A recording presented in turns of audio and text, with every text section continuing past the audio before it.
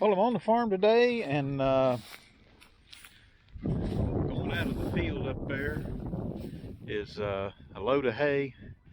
I thought I'd do a hay update here, March 2023, and kind of let you know what's going on here on the farm. That load right there is the last load of hay that we've got to sell. Had another fella in here earlier today, took out some hay, and our barn is empty. We got some busted up bales and things like that around. We're going to use, we got a road on the hill that's got a little erosion going on. We're going to drop them in that, try to knock that down a little bit. But we're sold out of hay, and we were sold out of hay, of the quality hay, before. We were just the horse quality hay probably before the first of the year, and what we had left was just some cow and goat hay. And then I wanted to get rid of all these bottom bales that's been on the ground here on our barn for a long time. They were starting to get squishy. You know, we tried pallets in here before, wooden pallets, and of course they crumble, and then you got the nails. And then we had some success with tarps with some hay on them. But the one thing that kept hay from molding 100% was just having a layer of sacrificial bottom bales. But it was time to get rid of these. And of course, you know, there's a lot of bales. You can imagine if you cover the floor of this barn with bales just to keep the mold off what's on the top, that's a considerable expense. And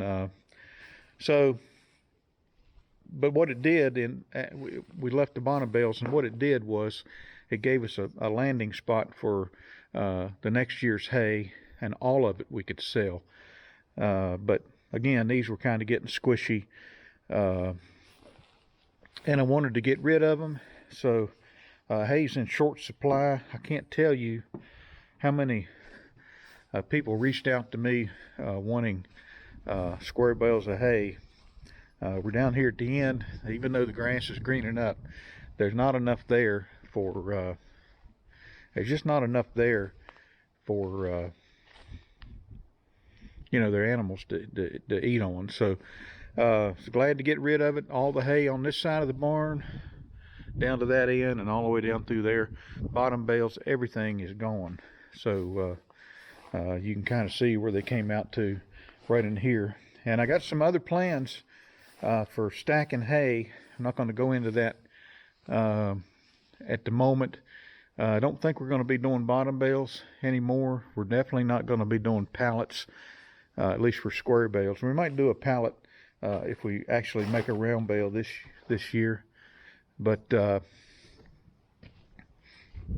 I got some different ideas on stacking hay in 2023. So glad to report that this barn is basically empty, and I'm gonna be getting all these tarps and stuff. These are trip hazards. They gotta go. And I have to be careful with these hay customers, you know, coming in this barn and tripping over stuff. I have liability insurance, but you know, why use it if you can just get rid of this kind of crap so nobody will trip in the first place. And then the next thing we got to do is, I've got some scrap from when this barn was built laid over in there. I want to get that scaffolding out and get that gravel pile moved out of there. It's important when you're selling to horse customers, especially, that, you know, your barnyard looks nice and picked up. So I want a nice yard, and I had it at one time around this barn. I just want it to look really nice because it it inspires confidence in your hay. But you know, if you got a kind of a trashy barn setup, sometimes that can lead people to believe your hay's not all that great either, or maybe you don't know what you're doing. And a lot of horse hay, even though we make a quality bale of hay, it's the perception by the horse customer that a lot of times weighs in more than the actual quality of the hay. And you know, does it have this in it? Does it have that in it? Is it green? They key off things like that, and obviously a nice barnyard picked up and cleaned up goes a long way. So now we're ready to turn our attention to our haying efforts for 2023. And of course, you've seen videos of the Southwest Virginia land clearing. I'll give him another shout out, and he's got a channel too. He's got a YouTube channel too. He came in 3 days and he took out all these autumn olives, and if you've seen some of the video on it, I've still got more to come out. Probably the next one after this video will be day 3, the last day that he was on this farm. I'd invite you to stay tuned for that. Probably here in another 3 or 4 days, sometime next week, I'll probably have that one out. And so I'm debating what to plant in here. I'd like to put down alfalfa, Roundup Ready alfalfa, so that I can spray whatever comes up and kill it, including the grass. But had soil samples done and my pH came back low, so I'm not sure that I want to spend the money on Roundup Ready alfalfa to put in a soil that has a low pH. But I haven't ruled it out, and there are reasons for that. But if I don't do alfalfa, I'm down to Timothy and fescue, and there's good reason to consider fescue, even though fescue is not got a great reputation. And when I talk about fescue, I'm talking about Kentucky 31, not some of this novel endophyte fescue. And so the issue we have up here, and I've talked about it in other videos, is we've got fescue everywhere. It's in this field. Probably when things start growing back, it'll be in here. And that field right over there, I killed it with Roundup and planted it in Timothy.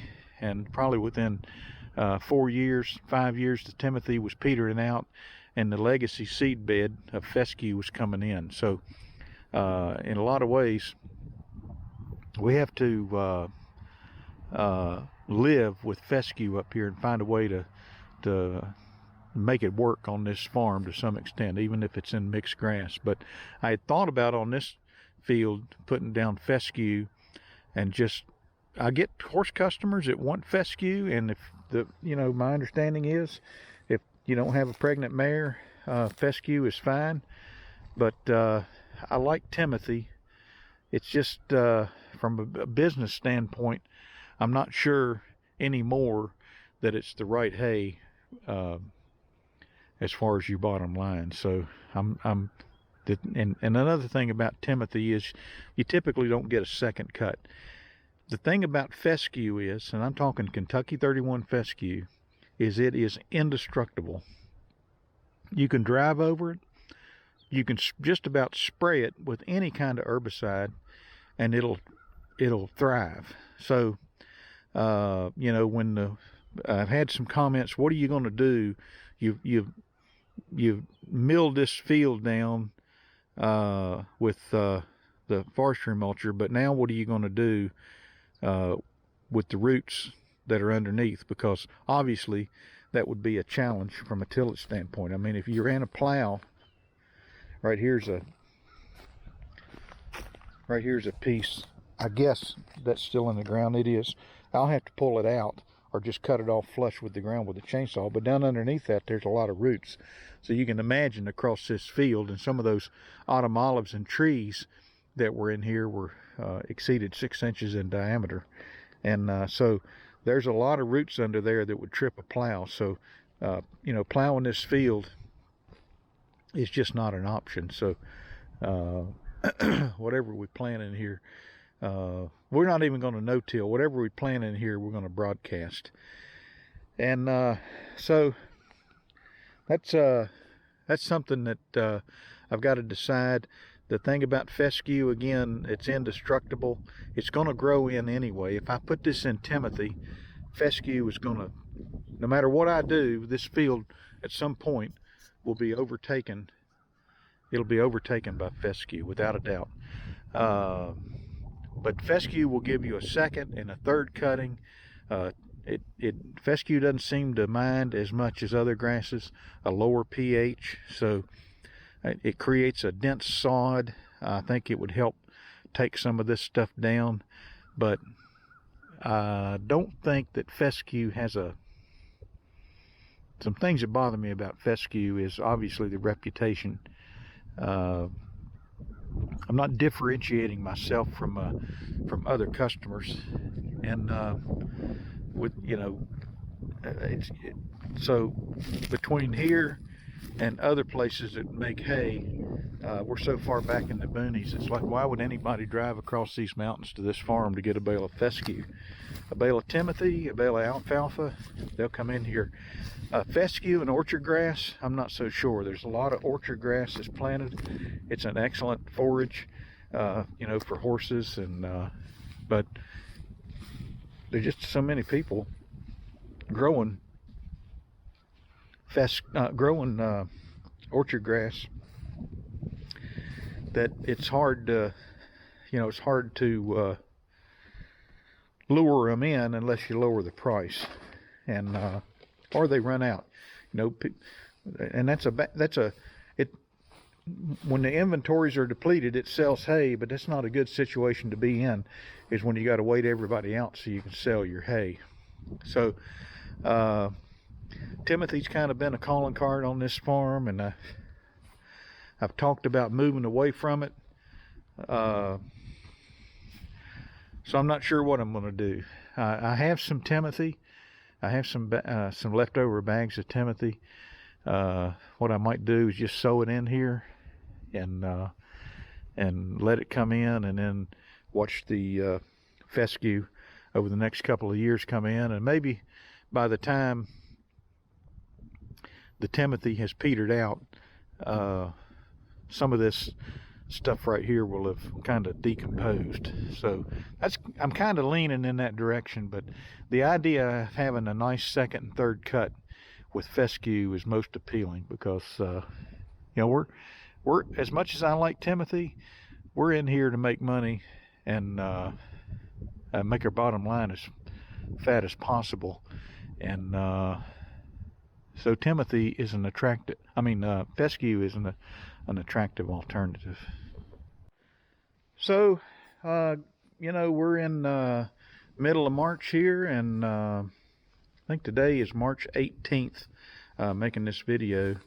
So April 18th, May 18th, in 2 months we could be baling hay. Probably will, in the field over there, and haven't decided about fertilizing. I kind of need to do it if I'm gonna. Most definitely we're going to pound this farm with herbicides to keep the weeds down, whether we fertilize or not. And I've got my big sprayer on the main part of the farm over there, working on it, trying to get it ready.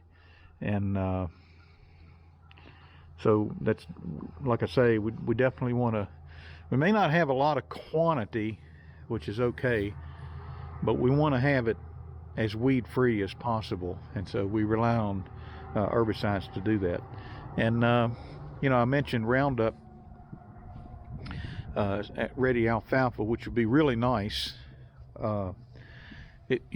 Roundup ready alfalfa would be really nice for this field, because we could certainly control everything, and when the alfalfa starts petering out, we could put some Timothy in it, or orchard grass, something like that, to get a mix. And when it all needs to be replanted, via the Roundup, we've kind of taken care of the legacy seed bed and whatever would grow out of these roots that have been cut off by that forestry mulcher.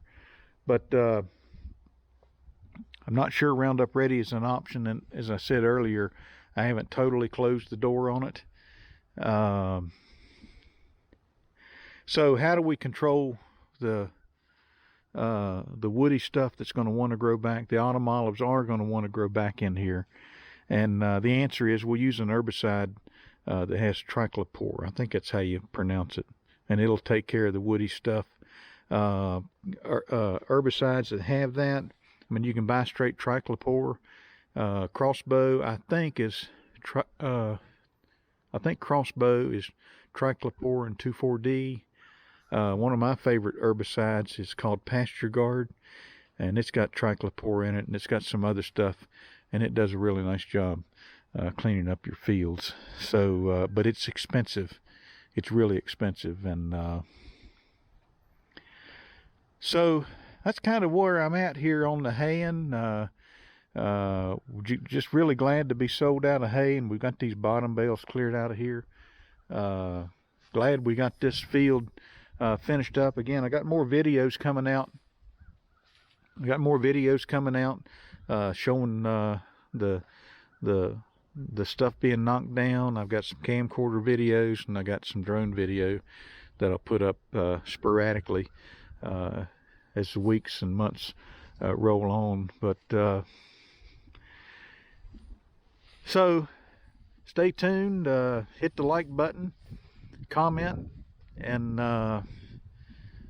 we'll catch you on the next video.